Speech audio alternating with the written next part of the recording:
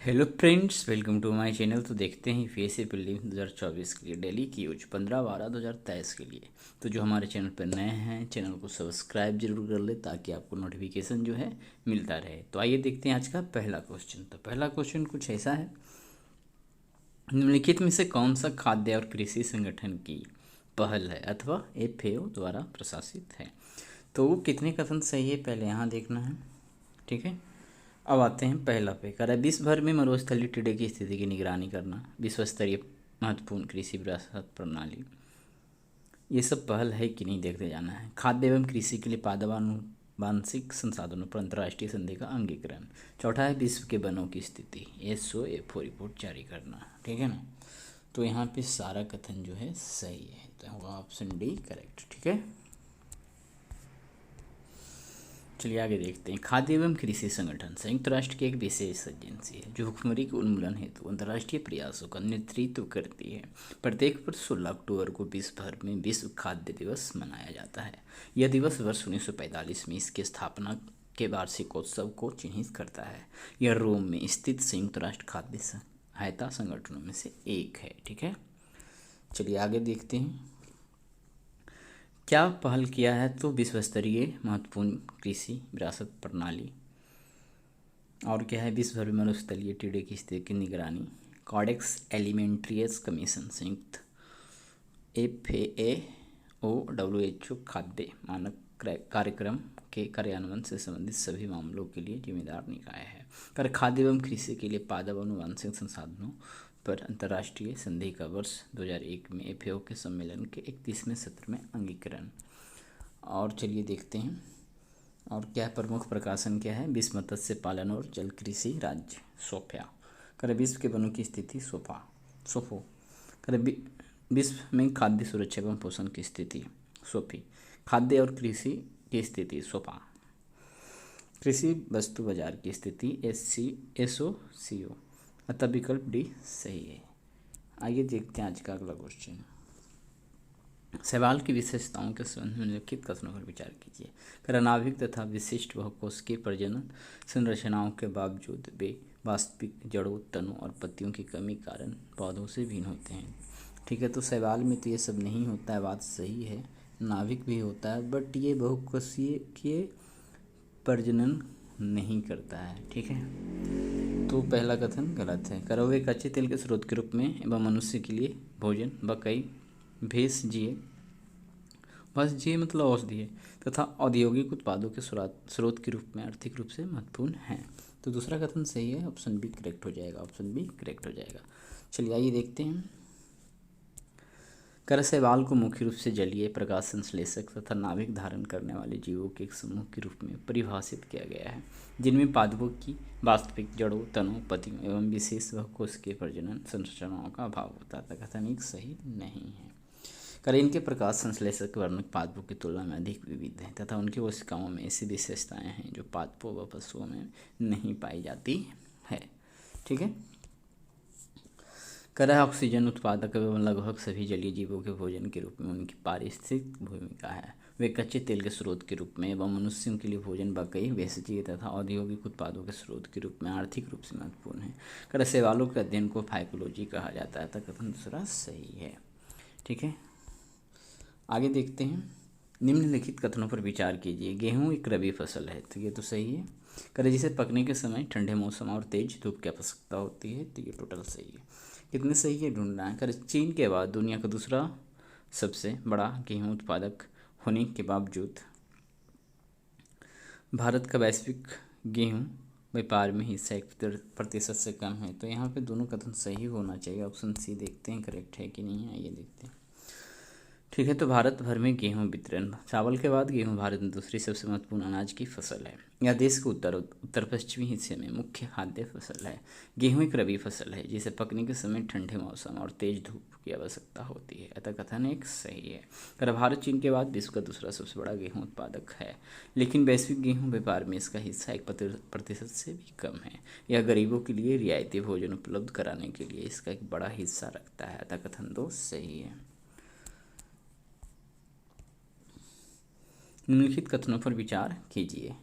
तो पहला है बेंगलुरु में स्थित राष्ट्रीय मानसिक स्वास्थ्य और तंत्रिका विज्ञान संस्थान, उसका शॉर्टकट NIMHANS, राष्ट्रीय सर्वोच्च केंद्र के रूप में कार्य करता है और पूरे भारत में टेली मानस की गतिविधियों का समन्वय करता है। कितने कथन सही है? तो पहला सही है, ठीक है। दूसरा गलती है कि सभी राज्यों और केंद्र शासित प्रदेशों ने मानसिक स्वास्थ्य सेवाओं के विस्तार के लिए tele mental health and normalcy augmentation system cell की स्थापना की है। तो ध्यान देना है, सभी नहीं है इसमें है, ठीक है। तो 25 के आसपास शायद है, दोनों राज्य और ये सब मिला के। कर रहा है राष्ट्रीय टेली मानसिक स्वास्थ्य कार्यक्रम देश में गुणवत्तापूर्ण मानसिक स्वास्थ्य परामर्श और देखभाल सेवाओं तक पहुंच को और बेहतर बनाने के लिए NTMHP को अक्टूबर 2022 में लॉन्च किया गया था। राष्ट्रीय मानसिक स्वास्थ्य और तंत्रिका विज्ञान संस्थान बेंगलुरु भारत का राष्ट्रीय सर्वोच्च केंद्र है जो पूरे भारत में टेलीमानस की गतिविधियों का समन्वय करता था। कथन एक सही है। कर 25 राज्यों या केंद्र शासित प्रदेशों ने मानसिक स्वास्थ्य सेवाओं के विस्तार के लिए 36 telemental health and normalcy augmentation system cell स्थापित किए हैं। अतः कथन दूसरा सही नहीं है। तो आइए देखते हैं आज का अगला क्वेश्चन। सत्य और सुलह आयोग के संदर्भ में निम्नलिखित कथनों पर विचार कीजिए। तो पहला, सत्य और सुलह आयोग सरकारी कर्मचारी द्वारा किए गए गलत कार्यों को न केवल स्वीकार करने बल्कि प्रकट करने का एक आधिकारिक तंत्र है। कितने सही नहीं है ढूंढना है। कर आयोग प्रत्यक्ष और व्यापक रूप से प्रभावित आबादी से जुड़ता है तथा उनके अनुभवों के बारे में जानकारी एकत्र करता है। तीसरा है, भारत के पड़ोसी देश श्रीलंका तथा नेपाल द्वारा सत्य आयोग स्थापित किए गए हैं। ठीक है, तो यहाँ पे सारे कथन सही है, तीनों। तो इनमें से कोई नहीं हो जाएगा क्योंकि नहीं पूछ रहा है। ठीक है, तो ऑप्शन डी आंसर हो जाएगा। आइए देखते हैं। कर सत्य और सुलह आयोग, जिसे सत्य और न्याय आयोग या सत्य आयोग के रूप में जाना जाता है, यह एक सरकारी तंत्र है जो न केवल स्वीकार करता है बल्कि सरकार या कभी कभी गैर राज्य अभिनेताओं किए गए गलत कार्यों को भी प्रकट करता है। तो कथन एक सही है। कर सत्य आयोग वह है जो चल रही घटनाओं के बजाय अतीत पर केंद्रित है। यह एक समयावधि में घटित घटनाओं के प्रतिरूप की जांच करता है। आयोग प्रत्यक्ष और व्यापक रूप से प्रभावित आबादी से जुड़ता है तथा उनके अनुभवों के बारे में जानकारी एकत्र करता है। तथा कथन दूसरा सही है। कर यह एक अस्थायी निकाय है जिसका उद्देश्य अंतिम रिपोर्ट के साथ निष्कर्ष निकालना है। कर आयोग समीक्षाधीन राज्य द्वारा आधिकारिक तौर पर अधिकृत या सशक्त है। तो सबसे प्रसिद्ध और सबसे परिणामी आयोग दक्षिण अफ्रीका, ऑस्ट्रेलिया और कनाडा में स्थापित माने जाते हैं। भारत के पड़ोसी देश श्रीलंका तथा नेपाल द्वारा सत्य आयोग स्थापित किए गए हैं। अतः कथन तीसरा भी सही है। चलिए आगे देखते हैं कितने सही है। और यहाँ विदेशी अंशदान विनियमन अधिनियम के संबंध में निम्नलिखित कथनों पर विचार कीजिए। तो उम्मीदवार कौन होगा? वहाँ कैंडिडेट, नेता, ये सबसे पत्रकार, मीडिया, घराने, न्यायाधीश, सरकारी कर्मचारी, राजनेता और राजनीतिक संगठन सहित कोई भी नागरिक विदेशी धन प्राप्त कर सकता है। तो ध्यान देना, ये सब नहीं प्राप्त कर सकता है। ठीक है, इस कारण से ये गलत है। करा FCRA रजिस्ट्रीकरण 5 वर्ष के लिए वैध होता है और गैर सरकारी संगठनों को रजिस्ट्रीकरण की समाप्ति के 6 महीने के भीतर नवीनीकरण के लिए आवेदन करना अनिवार्य है। तीसरा है, वर्ष 2020 में किए गए संशोधन द्वारा प्रशासनिक खर्चों हेतु विदेशी योगदान के उपयोग की सीमा को 50% से घटाकर 20% कर दिया गया है। तो ये भी ठीक है। तो केवल 2 सही होगा, ऑप्शन बी करेक्ट हो जाएगा। ठीक है, आइए देखते हैं डिस्क्रिप्शन। तो विदेशी अंशदान विनियमन अधिनियम FCRA 2010 कर व्यक्तियों एवं संघों को प्राप्त होने वाले विदेशी दान को विनियमित करने के लिए FCRA को अभिकल्पित किया गया था ताकि यह सुनिश्चित किया जा सके कि वो एक संप्रभु लोकतांत्रिक गणराज्य के मूल्यों को अनुरूप तरीके से कार्य करे। कर यह उम्मीदवारों, पत्रकारों, मीडिया कंपनियों, न्यायाधीशों, यहाँ पे है व्यक्तियों और संघों को प्राप्त होता है। ठीक है, लेकिन इधर यह उम्मीदवारों, पत्रकारों, मीडिया कंपनियों, न्यायाधीशों, सरकारी कर्मचारियों, राजनेताओं और राजनीतिक संगठनों को विदेशी धन प्राप्त करने पर प्रतिबंध लगाता है। कथन सही नहीं। आगे है कि FCRA रजिस्ट्रीकरण 5 वर्ष के लिए वैध होता है और गैर सरकारी संगठनों को रजिस्ट्रीकरण की समाप्ति के 6 महीने के भीतर नवीनीकरण के लिए आवेदन करना अनिवार्य है। कथन दूसरा सही है। कर वर्ष 2020 का जो संशोधन था यह किसी अन्य व्यक्ति अथवा संगठन को विदेशी योगदान के अंतरण पर प्रतिबंध लगाता है। कर प्रशासनिक खर्चों के लिए विदेशी अंशदान के उपयोग की सीमा को 50% से घटाकर 20% कर दिया गया था। कथन तीसरा सही है। गैर कानूनी गतिविधियां रोकथाम अधिनियम के संबंध में निम्नलिखित कथनों पर विचार कीजिए। यूएपीए के तहत केवल भारतीय नागरिकों पर ही आरोप दायर किया जा सकता है। तो सबसे पहले ये गलत है, ठीक है। करा यूएपीए के तहत जांच एजेंसी के पास गिरफ्तारी करने के बाद आरोप पत्र दाखिल करने के लिए अधिकतम 180 दिन का समय होता है। तो ये जरूर याद रखना है, सही है। कितने सही है ढूंढेंगे। करा इस अधिनियम में वर्ष 2004 के संशोधन कर आतंकवादी गतिविधियों के लिए संगठनों पर प्रतिबंध लगाने हेतु अपराधों की सूची में आतंकवादी अधिनियम को शामिल किया गया है। तथा तीसरा भी सही है। तो यहाँ पे 2 और 3 सही होना चाहिए, ऑप्शन बी करेक्ट हो जाएगा, ठीक है। तो आगे है यूएपीए के तहत भारतीय और विदेशी दोनों नागरिकों पर आरोप दायर किया जा सकता है या भारत के बाहर किसी विदेशी भूमि पर अपराध करने वाले पर भी समान रूप से लागू होगा, ठीक है। कराता कथन एक सही नहीं है। करा यूएपीए के तहत जांच एजेंसी के पास गिरफ्तारी करने के बाद आरोप पत्र दाखिल करने के लिए अधिकतम 180 दिन का समय होता है और इस अवधि को न्यायालय के आदेश से बढ़ाया भी जा सकता है। कथन दूसरा सही है। आगे है यूएपीए अधिनियम 1967 में वर्ष 2004 के संशोधन कर आतंकवादी गतिविधियों के लिए संगठनों पर प्रतिबंध लगाने के उद्देश्य से अपराधों की सूची में आतंकवादी अधिनियम को जोड़ा गया है, जिसके तहत 34 संगठनों पर प्रतिबंध लगाया गया था। कथन 3 सही है। कर वर्ष 2004 तक गैर कानूनी गतिविधियों से आज से अलगाव और कब्जे से संबंधित कार्रवाइयों से था, ठीक है। चलिए आगे देखते हैं।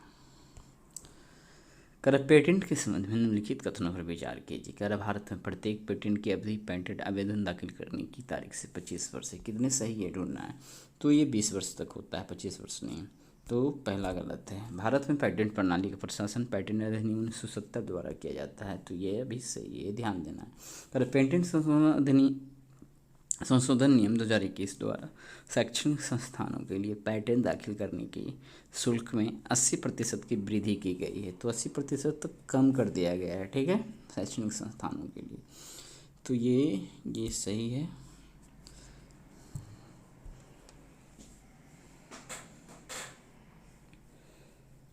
तो दो गलती हो गया ना, एक गलती 2 गलती, ये सिर्फ सही है। तो केवल 2, ऑप्शन बी करेक्ट हो जाएगा, ठीक है। तो भारत में प्रत्येक पेटेंट की अवधि पेटेंट आवेदन दाखिल करने की तारीख से 20 वर्ष होता है। कर भले ही यह अनंतिम अथवा पूर्ण विनिर्देश के साथ दायर किया गया हो। उसका कथन एक सही नहीं है। पेटेंट अधिनियम 1970 भारत में पेटेंट प्रणाली के लिए इस प्रमुख कानून को वर्ष 1972 में लागू किया गया था। इसे भारतीय पेटेंट और डिजाइन अधिनियम 1911 के स्थान पर लगाया गया था। अतः कथन 2 सही है। अगर केंद्र सरकार ने पेटेंट संशोधन अधिनियम या नियम 2021 प्रस्तुत किया, जिससे शैक्षणिक संस्थानों के लिए पेटेंट दाखिल करने और अभियोजन के लिए शुल्क 80% कम हो गया। अतः कथन तीसरा सही नहीं है। चलिए आगे देखते हैं। पेटेंट के संबंध में निम्नलिखित कथनों पर विचार कीजिए। कर एवरग्रीनिंग ऑफ पेटेंट सरकार द्वारा संस्थाओं को पेटेंट मालिक की सहमति के बिना पेटेंट किए गए वस्तुओं के उपयोग, विनिर्माण, आयात की अनुमति है। पहले यहाँ देखना कितने सही है। तो यहाँ पे टर्म है एवरग्रीनिंग ऑफ पेटेंट और एक है अनिवार्य लाइसेंसिंग, ठीक है। इन दोनों टर्म को देखना है। तो ध्यान देना है कि एवरग्रीनिंग ऑफ स्टेट सरकार द्वारा संस्थाओं को पेटेंट मालिक की सहमति के बिना पेटेंट किए गए वस्तु के उपयोग, विनिर्माण, आयात की अनुमति है। ये कब सही होगा, जब ये अनिवार्य लाइसेंसिंग को यहाँ पे ले जाएंगे, ठीक है। उसी प्रकार से यदि दूसरा पढ़ते हैं तो अनिवार्य लाइसेंसिंग किसी अधिकार क्षेत्र में समाप्त होने वाले पेटेंट की अवधि को बढ़ाने की एक रणनीति है, जिससे नए पेटेंट के अधिग्रहण के माध्यम से रॉयल्टी को बनाए रखने में मदद मिलती है। तो एवरग्रीनिंग को यहाँ लाना है अनिवार्य लाइसेंसिंग में, ठीक है। तो इस कारण से क्या है, दोनों कथन आपस में गलत है। रिवर्स कर देंगे नाम तो सही हो जाएगा। तो ये गलत है, ये गलत है।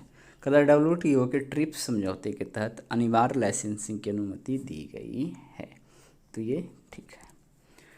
तो यहाँ पे केवल 3 सही होगा, ऑप्शन सी करेक्ट हो जाएगा।